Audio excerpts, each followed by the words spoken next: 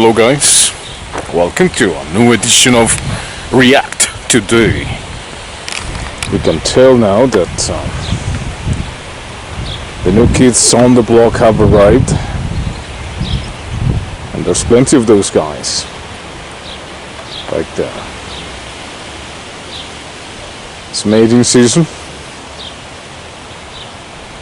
Yep, new kids on the block. Looking for food and looking for whomever can give them a little piece of corn or whatever they gave the ducks. Most people gave them or give them breath, which is not recommendable, but they eat whatever you gave them. Mom and Dad taking care of the guys, especially Mommy. And they're taking a walk, as we see, and yeah, they're gonna come toward me like I've had something to give the guys. Well, that's awesome. Come to me, all you weary and tired, for I will give you rest.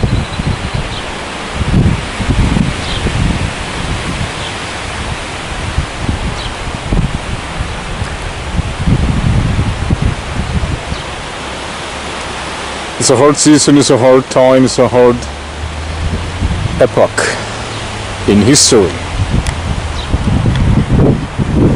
We have very little to show off, except for the peace agreements between the United States and North Korea. Just this morning, June the 12th, 2018. Seems to be a good omen for the future of the world and the peace around the world. Something unexpected.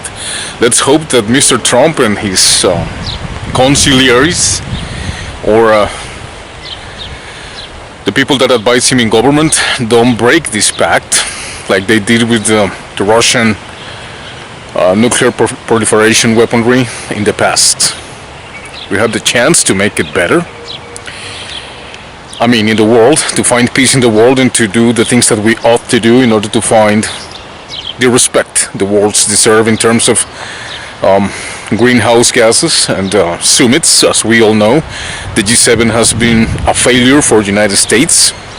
Sanctions and tariffs have been kept by the Canadian government, as an interview with Chrystia Freeland was developed on CNN,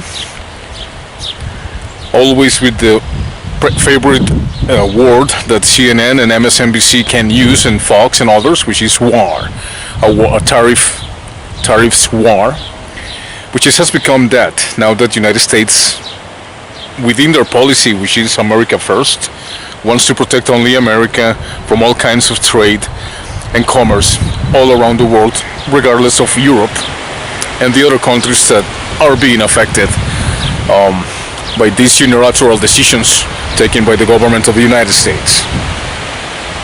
So it's a good sign now that at least the agreements between the United States and North Korea has taken place and has been signed by the two countries. That's very good news today.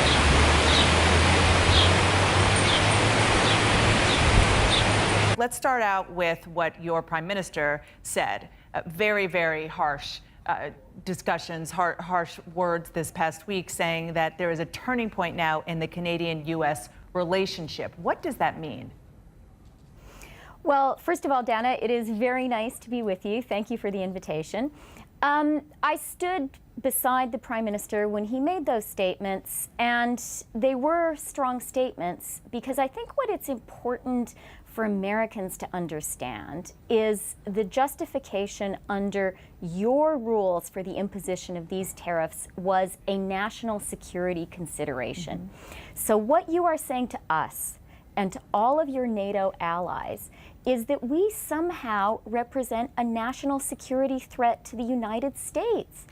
And I would just say to all of Canada's American friends, and there are so many, seriously? Do you really believe that Canada that your NATO allies represent a national security threat to you? And that's why the Prime Minister said it is frankly insulting. When Ronald Reagan visited Canada in the 1980s, he said, "We are more than friends and neighbors and allies. We are kin, who together have built the most productive relationship between any two countries in the world."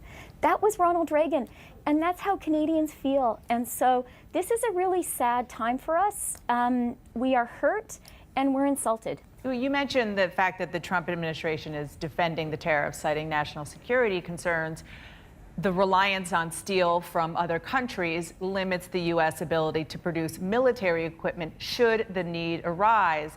You know, America's first Homeland Security Secretary, Tom Ridge, or first advisor, I should say, wrote in an op-ed, he wrote this: "To rely upon foreign producers to provide for our domestic and military infrastructure amid such uncertainty is short-sighted and impedes our ability to be prepared and agile.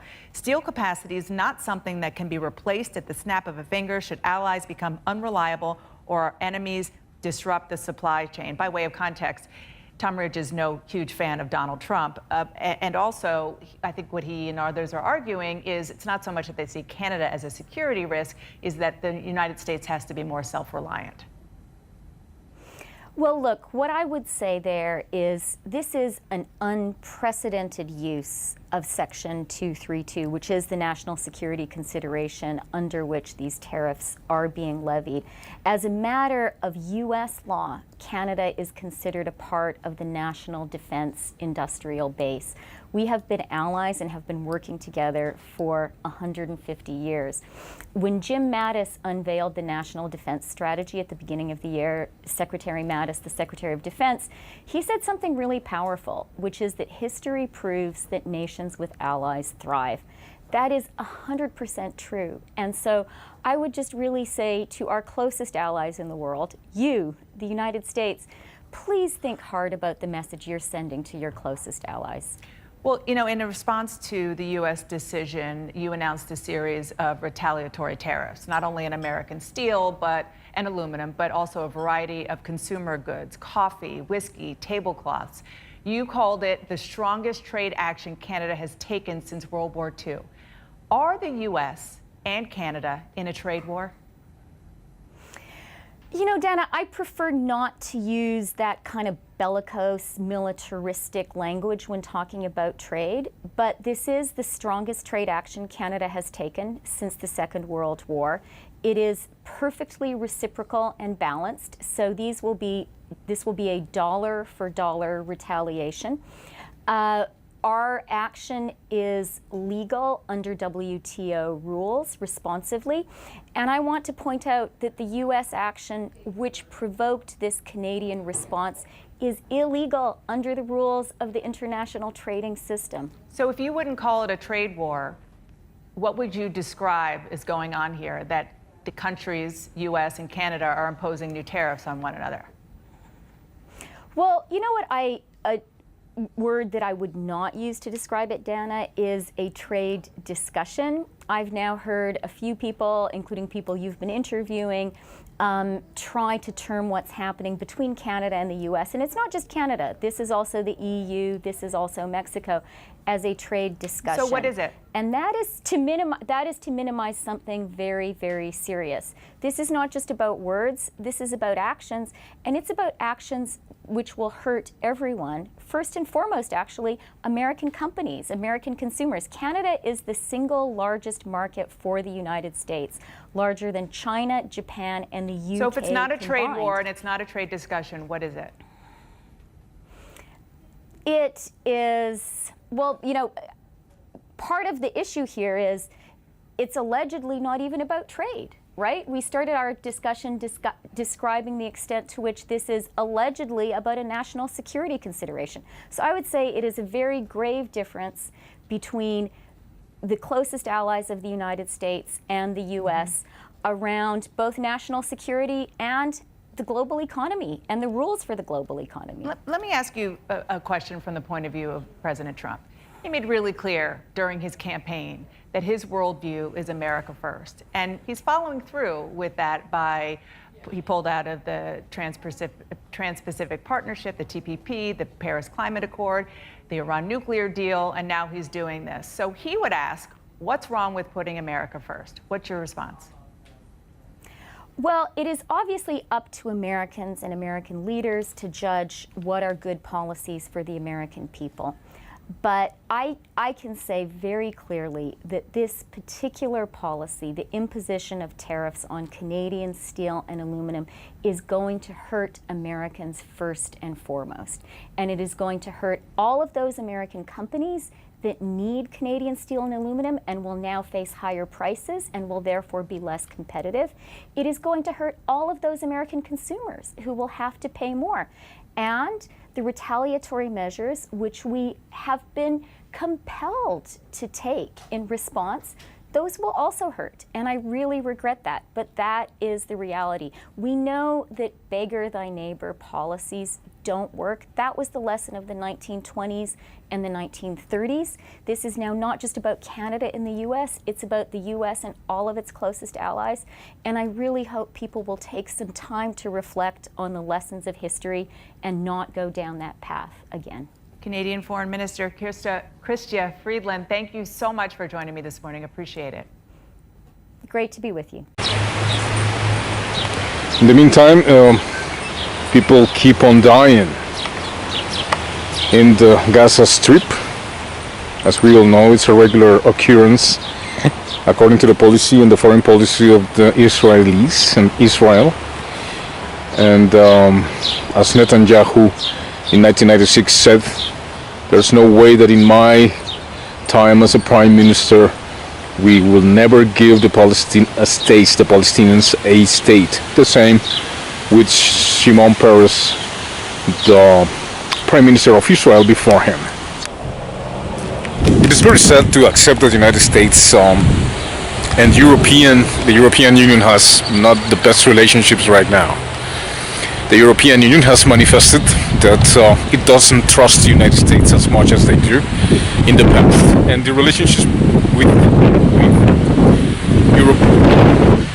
between the European Union and the United States are taking a toll in the rest of the European countries that, well, they want to keep on going regardless. The G7 didn't work for the United States. You know, President Trump just left one day before. And as President Macron said, it doesn't matter if it doesn't work for the United States.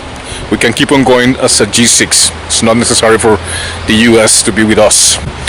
Which speaks of the not necessity of the European Union or the G7 take control of the commerce and the trade around the world.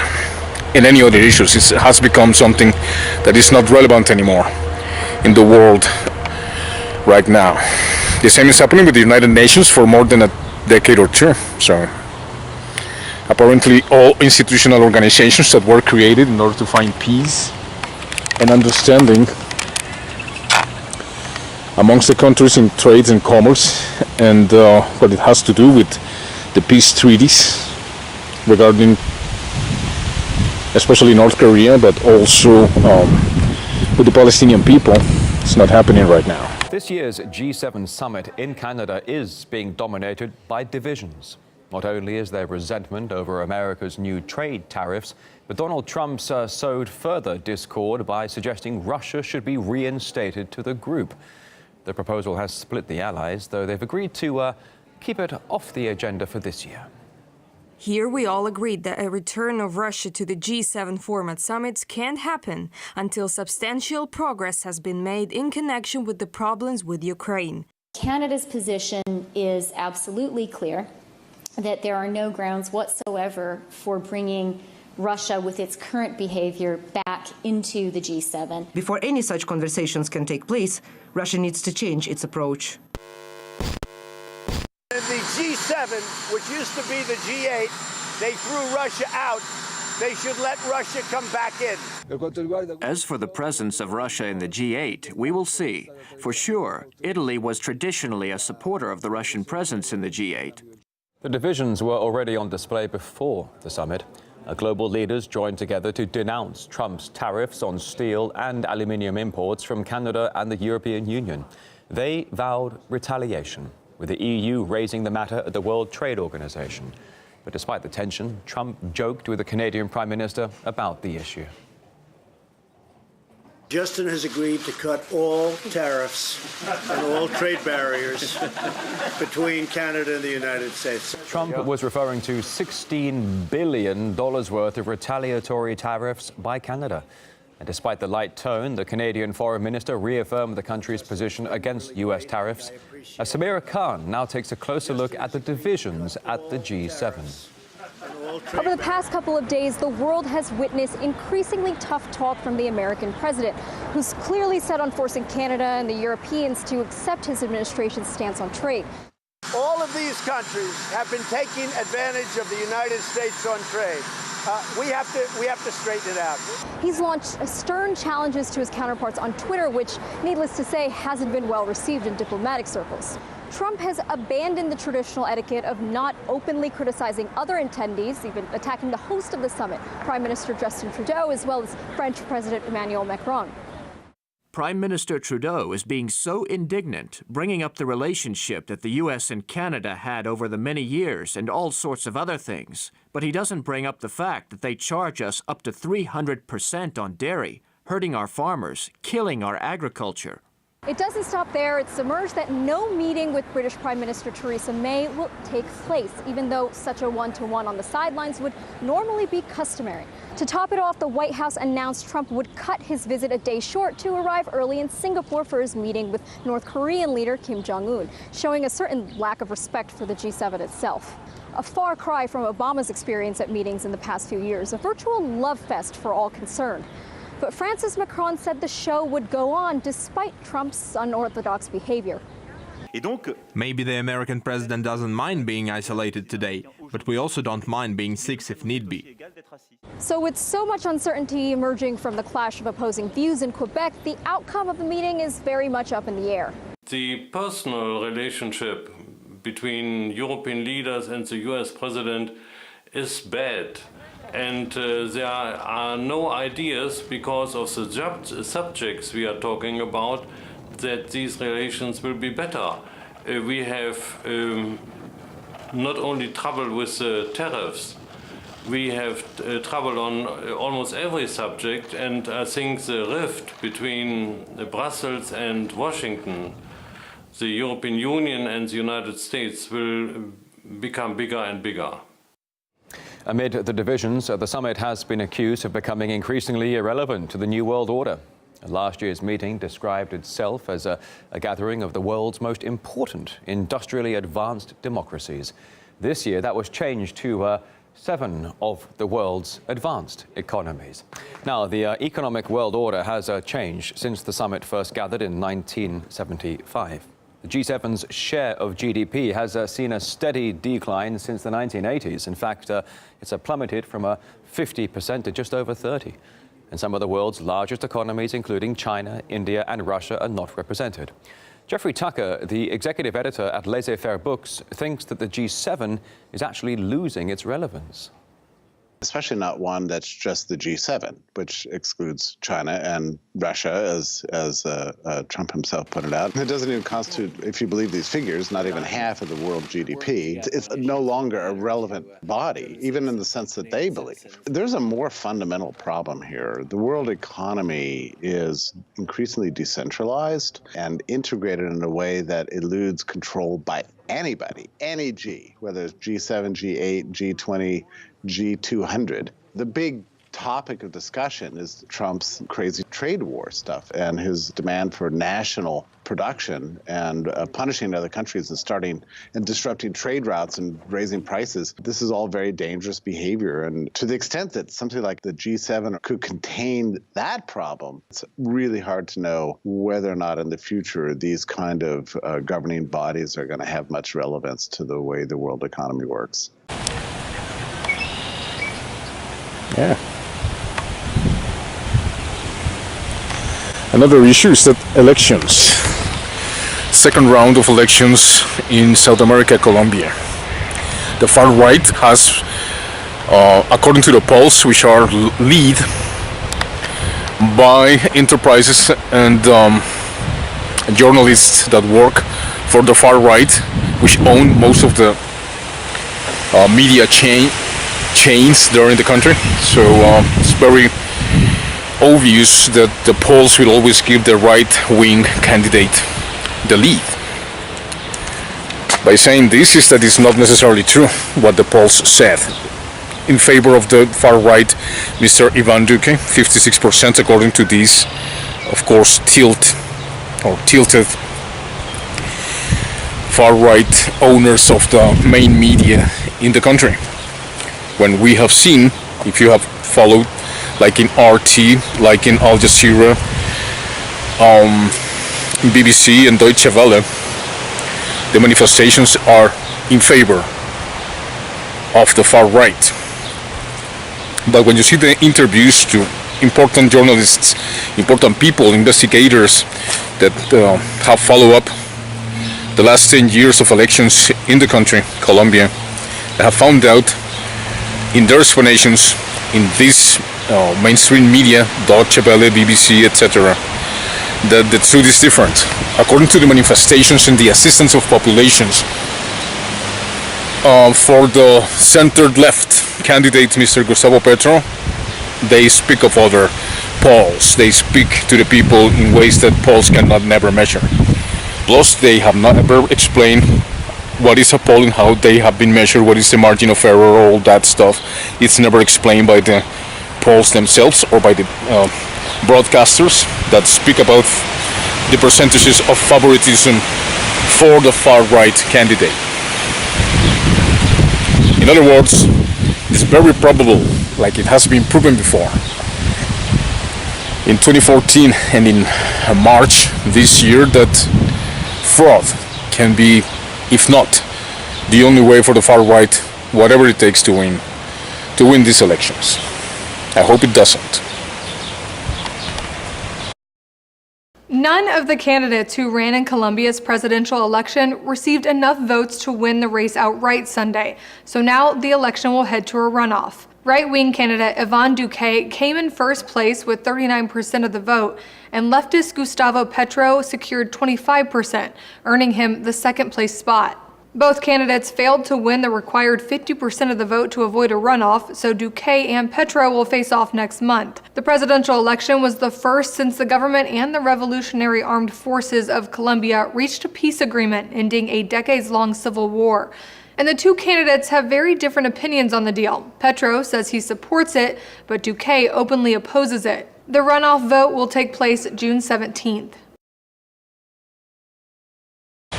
Looking for change? Yes, it's important for countries like Colombia and every country in South America, especially if we think and take on account that there are 6 countries: Costa Rica, Mexico, Venezuela, Colombia, among others, that have had elections this year, and they all want to step away from the influence of the far right, the corruption, and the foreign influence when it comes to resources and the exploitation of resources in those countries.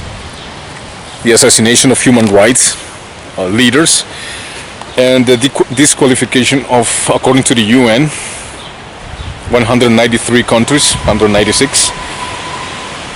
Against, there were 14 judging Colombia in human rights issues, because in Colombia the defense minister said that the assassinations, the systematic assassinations of human rights defenders and leaders are nothing but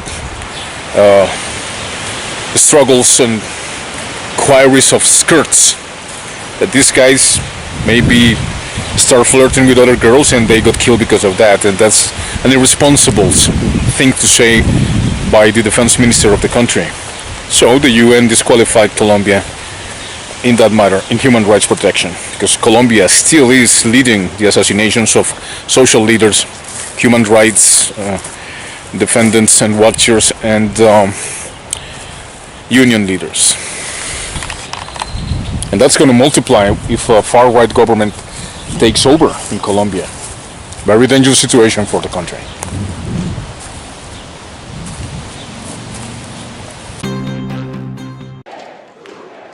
Ivan Duque came out well ahead in this round. but he didn't get quite enough votes to become Colombia's president. The hardline conservative is backed by former leader Álvaro Uribe, who is seen as the power behind the campaign. Duque has promised to tackle corruption, but he's also sworn to renegotiate the Nobel Peace Prize-winning deal with FARC guerrillas and jail former rebels for war crimes. We need to guarantee that those who are responsible are really committed to the country, that they do not fall back to their ways, that they say the truth and assume responsibility and carry out their sentences. If we don't have this, then we will never have peace. We will never have the truth. This is who he'll face in June's runoff. Gustavo Petro is the first leftist in Colombian history to get this far in a presidential election. He's a former guerrilla and was a member of a now disbanded rebel group called M19. His egalitarian economic policies have made many in the business community uneasy. But like Duque, he's now focusing on the divisive FARC agreement.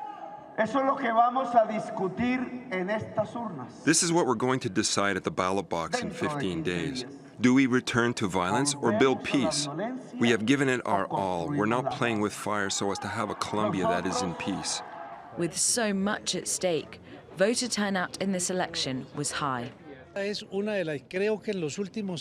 think these are the most important elections we've had in the last 50 years, because the peace process needs to be consolidated. People are looking for change. That's why there was such a high turnout. Over the next 3 weeks, both candidates will be campaigning hard, but they'll be offering very different visions of peace. Arabella Munro, TRT World.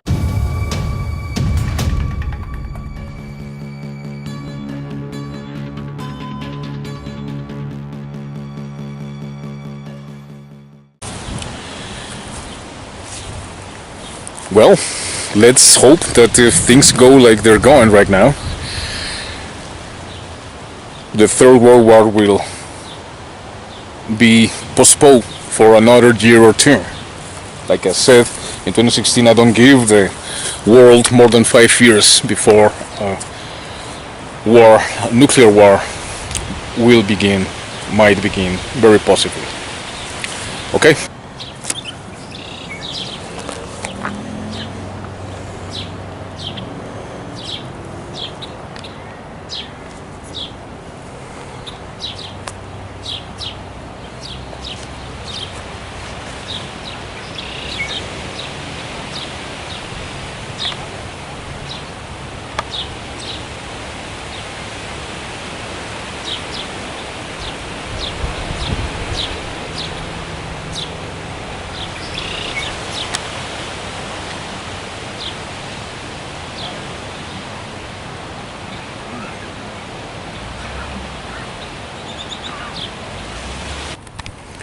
One of the issues that is important to mention is that the candidates that are running for government are the ones that want to keep the things as they are. That is the influence of foreign government, the influence of corporations in this country to keep on running the extractive economy that they want to keep on going, which is Donald Trump's politics, foreign policy. Keep extracting coal, keep extracting oil and gas, keep fracking, keep doing everything. We don't care about the weather, we don't care about the climate change. Who cares about that? We need jobs for the people. Esto fue mi cabeza, donde me cogieron 48 puntos. El carbón que se lleva de la Guajira es un carbón de sangre.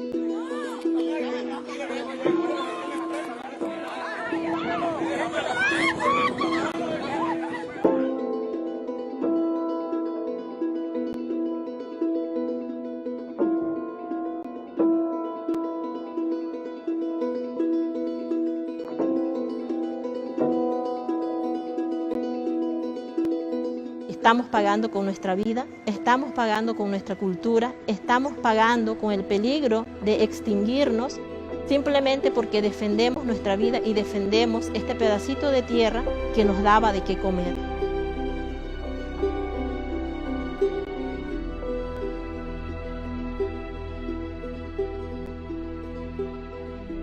Quiero dar un mensaje a todos los países que compran el carbón que se saca de Colombia. También justo que ustedes puedan conocer qué están pagando ustedes por ese beneficio que ustedes están teniendo en sus hogares.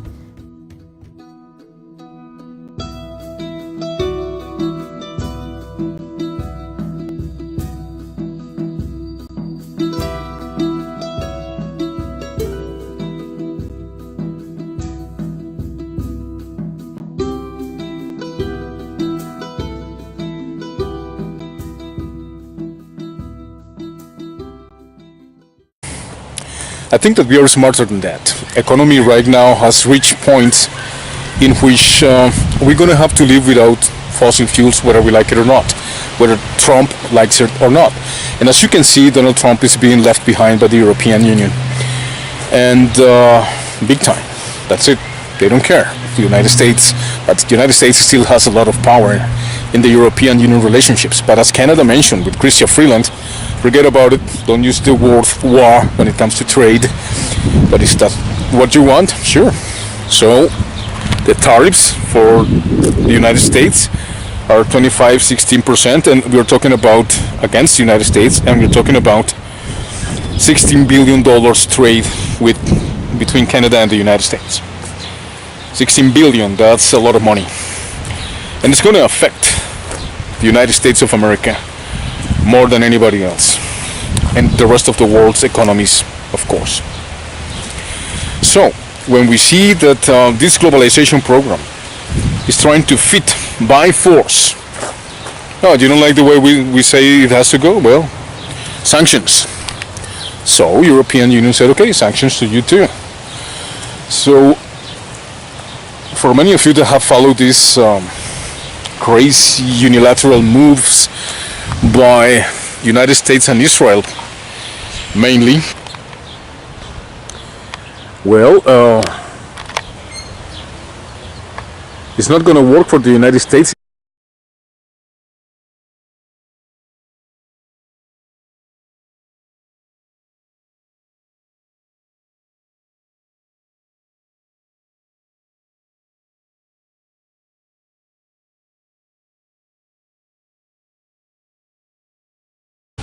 So when it comes to South America, and especially Latin America, Colombia is the right hand for the United States. They want the right-wing president to win. They want the right-wing candidate for presidency to win. And all the polls are in favor of him, of course, 56% according to the polls, which are the results of the broadcasters that are owned by corporations that are in favor and always have been in favor for more than 100 years, in favor of the far right, in order for Colombian people to live always in poverty, people die of starvation and thirst, and in favor of immense projects of engineering that don't work. But yes, they accaparate and they monopolize all sources of energy, water, etc., in order to affect their utilities, the income that the big corporations can make in South America. Halliburton reported in 2013 17% increased on the oil production in Latin America. That includes this country, Colombia. The far left is looking for diversification. It doesn't want to depend on oil because oil is about to die. It's already dying. It's already dead in Colombia. There's only 8 years, and they want to go fracking and all that stuff.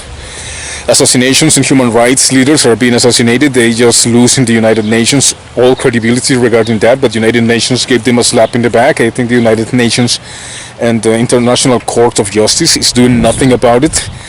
And whether they understand the problem or not is not the issue. The problem is that they have no influence whatsoever, or they have no action whatsoever to take by the governments in order to produce results, different results that will favor these countries when it comes to their economy and the transformation of the killings and assassinations of leaders of human rights, unions, etc., but especially the displaced people. 7 million people displaced in that country. That's a factor that has never been mentioned, but it is, of course, the consequence of the far-right move in that country, which of course has been influenced by foreign interests mainly. And the guys in the far right obey whatever those foreign influence tell them to do. Paradise is in Panama, Delaware, the Cayman Islands, the British Cayman Islands, sure. Kill, destroy like they have always done in the last century, etc. They want that to continue. The far left is opposing that. Elections this Sunday. The left candidate, center left, or I will say better, a social democrat like Bernie Sanders in Colombia, has already been attacked. There was an attempt on his life with a bullet, and they failed. That doesn't mean that they will not try to do it again. Colombia, as you see, is very important for the United States and the European corporations.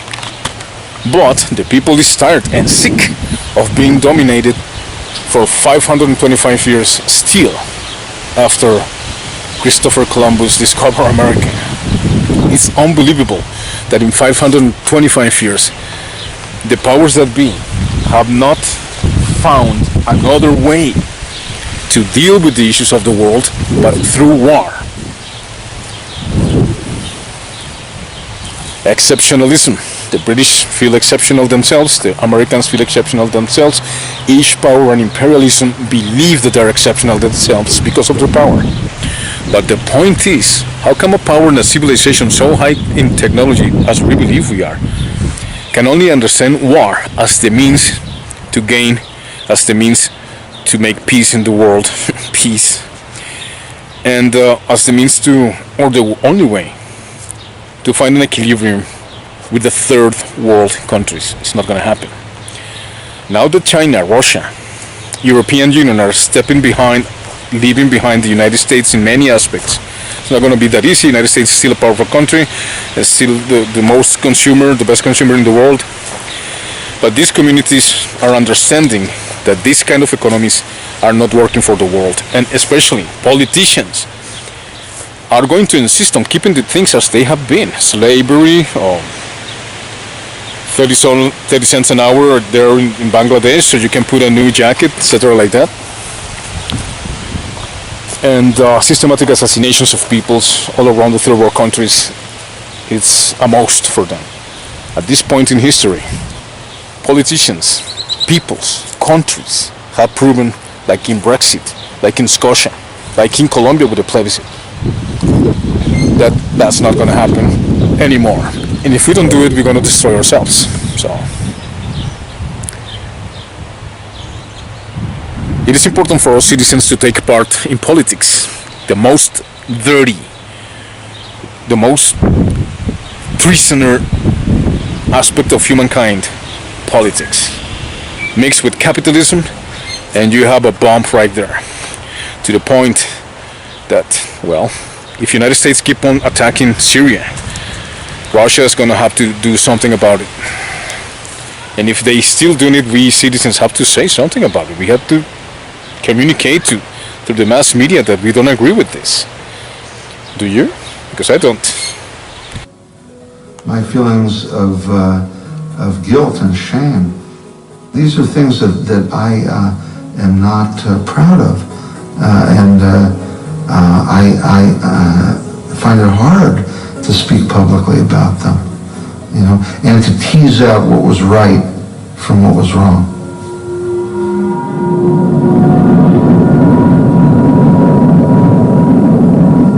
I think that part of the weatherman phenomenon that was right was our understanding of what the position of the United States is in the world.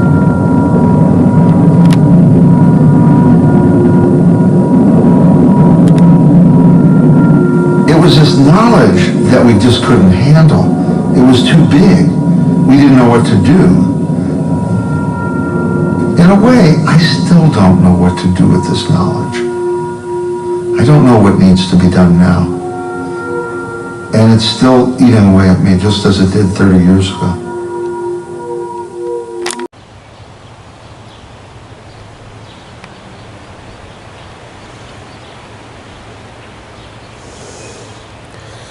Can we just get along, guys? Can we just get along?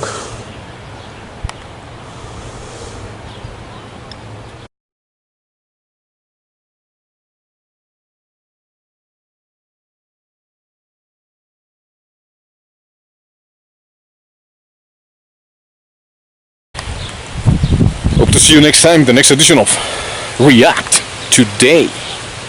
Au revoir. Bye-bye. See you later.